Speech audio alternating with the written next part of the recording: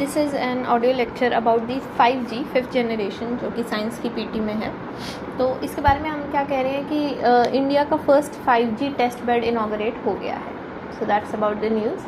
और startup industry players वगैरह को इनवाइट किया गया है कि वो अपने प्रोडक्ट्स को वैलिडेट करें। ठीक है, अब कुछ चीज़ें हैं। 5G will deploy millimetre wave. तो मिलीमीटर वेव क्या होता है? फ्रीक्वेंसी इसकी काफ़ी ज़्यादा होगी, 24 गीगाहर्ट्ज़ से ज़्यादा की होगी। ठीक है, अब फ्रीक्वेंसी और वेवलेंथ में क्या अंतर होता है? वेवलेंथ तो होता है कि एक वेव की लेंथ क्या है, और फ्रीक्वेंसी होता है कि एक सेकंड में कितनी वेव्स पास होती है एक जगह से। सो दे आर इन्वर्सली रिलेटेड। जितनी बड़ी वेवलेंथ होगी उतनी ही कम वेव्स पास होंगी एक सेकंड में, and the opposite is also true. तो बैंडविड्थ का क्या मतलब होता है? बैंडविड्थ होता है difference between highest and lowest frequency.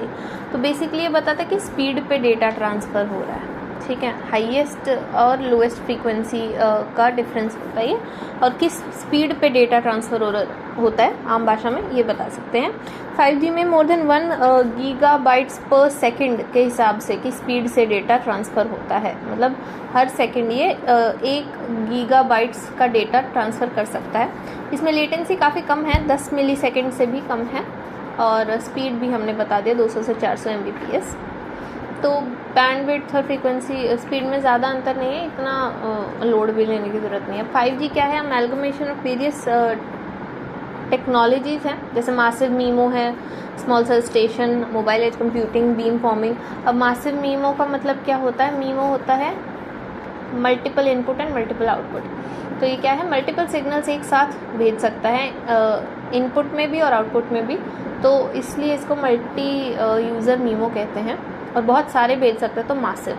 Small cell station मतलब कि यहाँ पे हम अलग से 5G के लिए टावर नहीं लगाएंगे, एक छोटे सेल स्टेशन जैसे पोल की तरह लगाए जाएंगे। ऑल्दो उनकी रेंज कम होगी मोबाइल टावर्स के कंपैरिजन में, लेकिन मल्टीपल जगह पर लगाए जा सकते हैं, कम कॉस्ट पे लगाए जा सकते हैं, इसलिए ये बेटर जो है प्रूव होंगे मोबाइल टावर से। फिर है mobile edge computing. Edge computing का मतलब होता है कि डेटा वहीं प्रोसेस किया जा रहा है जहाँ पे वो प्रोड्यूस हुआ है, तो एज पे। ठीक है, कोई सेंट्रलाइज नेटवर्क नहीं हो। इससे क्या होता है कि लेटेंसी एक तो कम होती है, और उसके बाद लॉस ऑफ डेटा का रिस्क भी कम रहता है।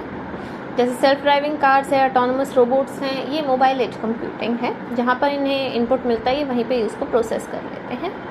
और edge computing it does not require a separate edge network. जो एग्जिस्टिंग नेटवर्क है उसी पे ही एज कंप्यूटिंग काम कर जाएगा। फिर है बीम फॉर्मिंग।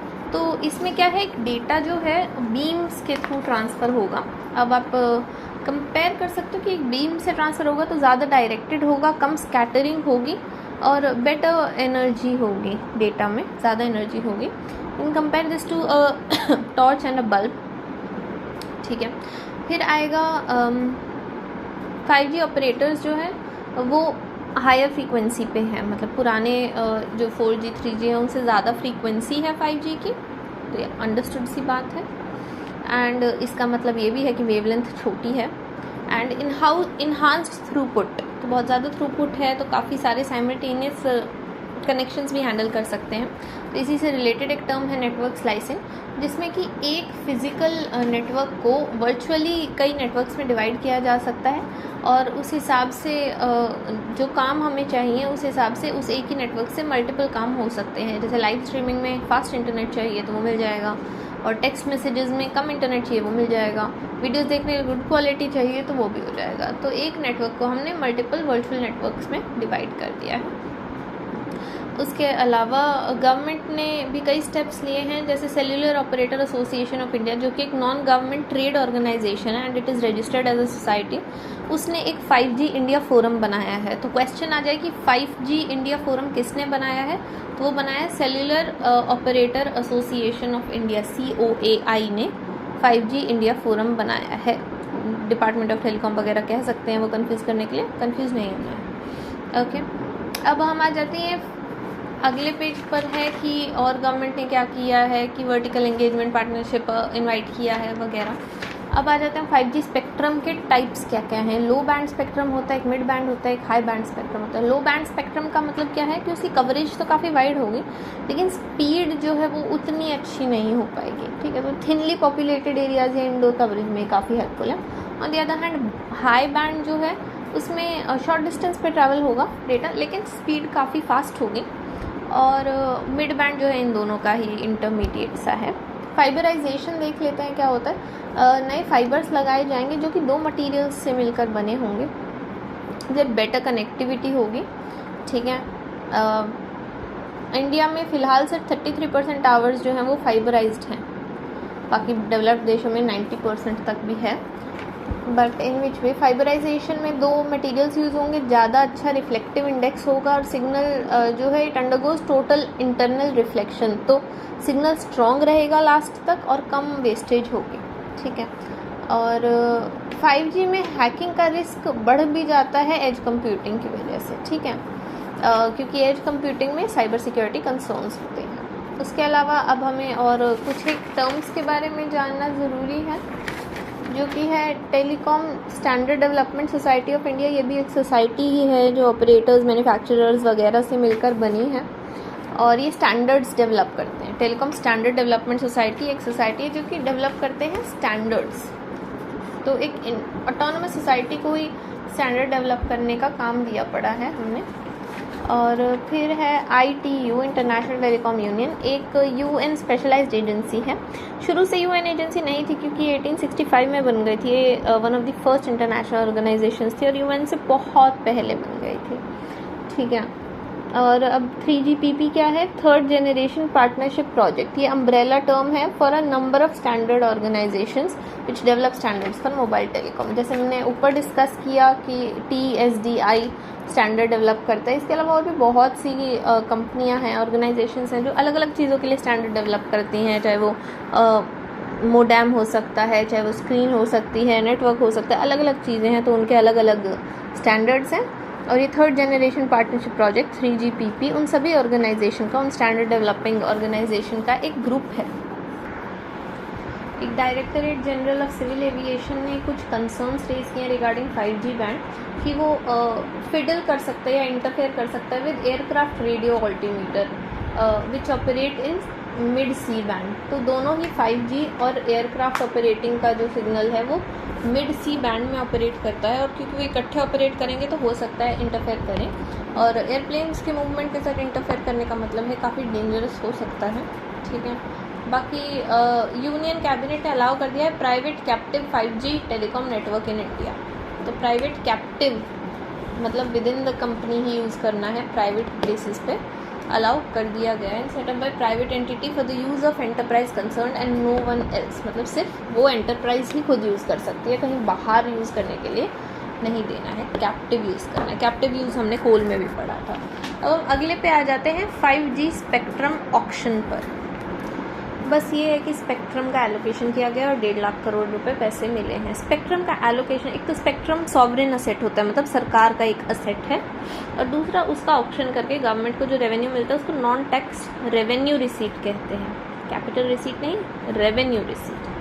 ओके, ई बैंड पे भी कुछ ऑब्जेक्शंस रेज किए हैं वाईफाई प्लेयर्स ने, जो कि ये कहते हैं कि गवर्नमेंट ने कहा है कि ई बैंड जो है सिर्फ टेलीकॉम यूज़ कर सकते हैं, सिर्फ टेलीकॉम्स को क्यों, वाईफाई वालों को भी चाहिए, तो उन्होंने अपोजिशन रेज किया। अच्छा, वाईफाई के अलावा एक लाइफाई टेक्नोलॉजी है, लाइट फाइडेलिटी। वो क्या करते हैं, लाइट के थ्रू डेटा ट्रांसफ़र करते हैं और स्मॉल डिस्टेंस पे करते हैं, क्योंकि ये वॉल वगैरह से ऑब्स्ट्रक्ट हो जाते हैं, लाइट के थ्रू करते हैं। और वो लाइट क्या क्या हो सकती है, विजिबल लाइट भी हो सकती है, UV लाइट हो सकती है, इंफ्रारेड लाइट हो सकती है, हाई स्पीड ट्रांसमिशन होता है, और इसमें जो हैकिंग के चांसेस है काफ़ी कम होते हैं, ठीक है। क्यों? क्योंकि एक शॉर्ट डिस्टेंस पे है ये, सबसे पहली बात तो। और दूसरा बात यही है कि देख सकते हैं, अगर विजिबल लाइट है तब तो हम देख ही सकते हैं कि कोई हैक कर रहा है या नहीं कर रहा है। अच्छा, बियॉन्ड वॉल्स जो है रेडियो वेव्स जा सकती हैं, जैसे वाईफाई की वेव्स। ओके, अब हम अगले पे आते हैं 5G open radio access network. Open radio access network, RAN, radio access network open है।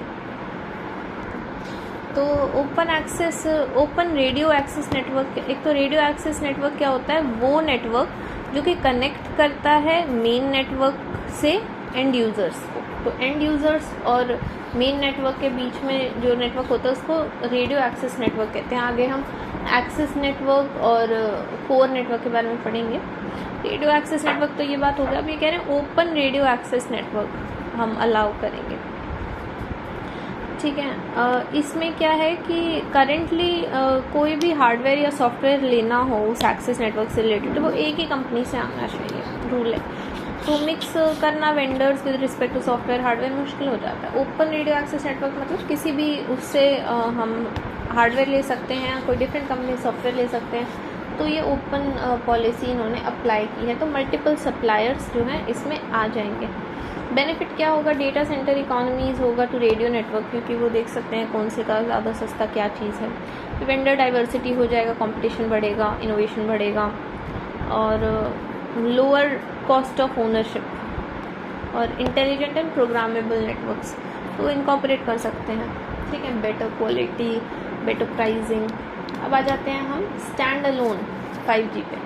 एक टेलीकॉम नेटवर्क जहाँ पे दोनों कोर नेटवर्क और रेडियो एक्सेस नेटवर्क जो है अपग्रेडेड किए जाएं टू 5G, तो उसको कहते हैं stand alone 5G। It replaces the LTE network 4G wireless communication standards, allows completely independent operation of 5G without any interaction with existing 4G। तो अभी तो हमारे पास 4G है तो हो सकता है इंटरेक्शन हो 5G डिवाइसेस का 4G डिवाइसेस पे। स्टैंड अलोन 5G में ये क्या कहते हैं कि कोर नेटवर्क और रेडियो एक्सेस नेटवर्क दोनों ही जो है वो कम्प्लीटली अपग्रेड कर दिए जाएं टू 5G। तो इसमें क्या होगा कि दोनों ही कम्प्लीटली अपग्रेडेड हैं तो पुराने 5G के साथ कोई इंटरेक्शन नहीं होगा।